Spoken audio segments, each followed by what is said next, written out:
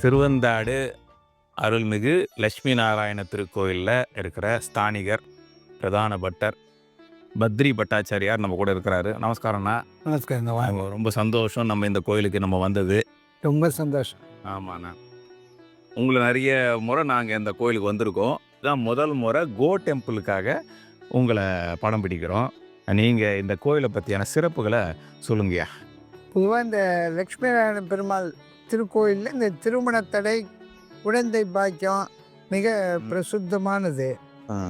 இங்கே வந்து இந்த திருமண பிரார்த்தனைக்கோசரம் இந்த மட்டை தேங்காய் வழிபாடு வந்து ரொம்ப பிரசித்தமானது. சரிங்க. திருமண தடைகள் உள்ளவா, திருமணம் பல காரணங்களால் தடைப்பட்டு ஜாதக ரீதியாக நின்றவாள்லாம் இந்த மட்டை தேங்காய் வழிபாடு பண்ணின்னு போகிறா. அது அந்த மட்டை தேங்காய் நாங்கள் பெருமாளுக்கு சங்கல்பம் பண்ணி பெருமாளுடைய திருவடியில் வச்சு அதை பிரார்த்தனை பண்ணி 2 முகூர்த்த மாலை, பெருமாளுக்கு ஒரு மாலை, பிரார்த்தனைக்காருக்கு மாலை சாத்தி அதை சன்னதியை 4 முறை வலம் வந்து அந்த மட்டை தேங்காயை ஆற்றுல சுற்றி மட்டை தேங்காய் நிலையாக நிறுத்தி தலைப்பகுதி மேலேயும் சுற்றி பச்சரிசி கொட்டி ஆண்டாளுடைய திவ்ய மங்கள பாசுரங்கள் அதை வந்து டெய்லி வாசிக்கணும்.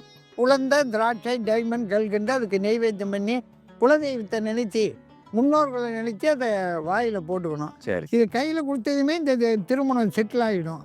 இது தமிழ்நாட்டில் வெளிநாட்டிலேருந்து கூட இந்த சன்னதிக்கு சிங்கப்பூர், ஆஸ்திரேலியா, லண்டன், அமெரிக்காவிலேருந்தெல்லாம் பிரார்த்தனைக்கு வரா. தமிழ்நாட்டில் எல்லா பகுதியிலேருந்தும் வெள்ளி, சனி, ஞாயிறு இங்கே அதிக அளவில் மக்கள் வராங்க. இந்த திருக்கோயிலை பற்றிய முழு விவரங்களை தெரிந்து கொள்ள எங்களுடைய கோ டெம்பிள் யூடியூப் சேனலில் பாருங்கள்.